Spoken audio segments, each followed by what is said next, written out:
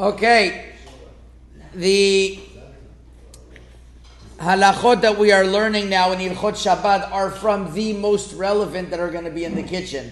So every man, woman, grandmother, grandfather, or dog has to know this. There's no excuse.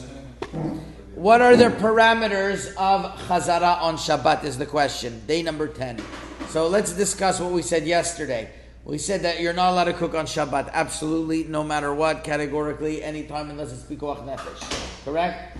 However, even though you're not allowed to cook, Chachamim said there are certain things that since it's so important that you're not allowed to cook, we are not only going to tell you you're not allowed to cook, we're going to make several gzerot to make sure that you don't come to cook because a person cares a lot about his dafina.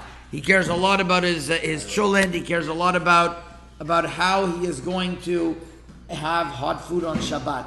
So therefore we said yesterday that you're not allowed to keep on an open flame food that started to cook before Shabbat, even though you don't touch it, because you might come to stoke the coals. And therefore we said you need a blech.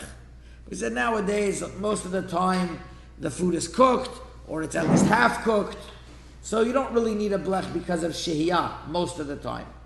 But what you need, a covering of the fire, well, I call it a blech, a covering of the fire. What you need is much more. You need it because of the prohibition of chazara. What does chazara mean? When you take a food off the fire, sometimes you want to return it, or sometimes you want to heat food on Shabbat.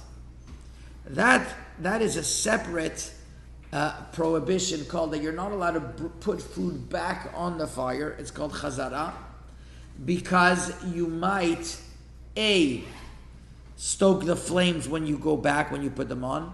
But a more common reason that Chachamim said is because it looks like you're cooking. I walk into Nadav's house on Shabbat. I know he's a God-fearing Jew. I know he keeps halacha. He learns Magen, Avot, Yomi. He knows his stuff. And I walk in, and what do I see? I see that he is taking a pot from inside that he was on his counter, and he's putting it into the oven. I say, oh my goodness, he's cooking. Do I know that there's something that's cooked already or not? I have no idea. Something that's already cooked, that is dry. I know there's no bishul. But how do I know what he's doing? What I see is that I don't know so much halacha, and I know that he knows, and I walk into his house and I see that he has a pot of food and he's putting it back in the oven. That should be automatically a strike. That I think that, so because of that, Chachamim said, it looks like you're being mivashel. You're not allowed to put back things on a fire on Shabbat unless it's a covered fire. Now, if it's a covered fire, everybody knows you don't cook on a covered fire. It's not the derech to cook on a covered fire. That's the prohibition of chazara and how to solve it. Now, it is a complicated subject when chazara is applicable or not. I'm going to tell you very simply there are 3 levels. The first level is when it's an open flame. When it's an open flame, you can never return something on the fire. How can you? It looks like you're cooking, and that's what next time we're going to discuss about putting into an oven. But then there is a second level, which it might look like you're cooking depending on the circumstances. So, for example, I'm using the example once again that I see Nadav putting a pot in the fire, on the stovetop.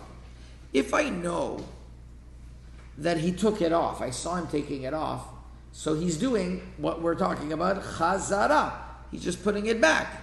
So I knew it was already cooked, and he just took it and he's putting it back. But that requires conditions. How many conditions does it require? According to Sfaradim, it requires basically 2 conditions. Number 1 is that I didn't put it on the floor, and number 2, I'm still holding on to it. So as long as I didn't put it on the floor, or a counter is like the floor, because a counter is usually I forget about things once I put it on the counter. So as long as I put it on an area where I am holding it on the counter, or it's on the oven door, or it's in an area where I know that it's temporarily there, it's not that I just put it down, then I'm allowed to return it, because I just did chazara, right? We'll speak about that. You're allowed to take cholent off directly when it's on the fire. That's another issue, that if for Sfaradim it might be allowed if it's fully cooked. But if you took something off with the intention of putting it back on, even if you don't have the intention, mamash, that's Ashkenazim need that condition, But for Sfaradim, as long as you took it off and you're still holding it, you could put it back. But not only that, then there's a third level. Third level is that nobody thinks you're ever going to cook with it. What's that? If you put something back on a plata. Rav Ovadia Yosef called a plata, what is it called? Plata shel Shabbat. Everybody knows it's not made for cooking, a plata. Who in their right mind is going to cook on a hot plate? So since everybody knows it's not made for cooking, you could put in things even from the fridge, as long as they're fully cooked and dry, like kugel or like schnitzel or something that's totally dry. You're allowed to put that on to be heated on the plata because it doesn't look like you're cooking because it's a plata shel Shabbat, right? Or let's say you put something on top of another pot. Some people, you'll see them do that. They'll put on their oven top that has a blech, they'll put another empty pot and something on that pot. So that's also allowed because it doesn't look like you're cooking. That's what Hazrah is about. Hazrah is it doesn't look like it's cooking. So A, on an open fire, never allowed. Second level is that it will depend if you took it off, you still have your hand on it.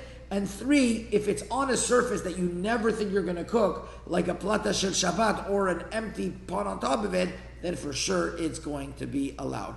That is in a nutshell Hazrah. There's a lot more to discuss, and you can take a look at the Sefer in Halacha 10, and then Be'ezrat Hashem, we're going to continue on this subject next time. Chazak u'baruch.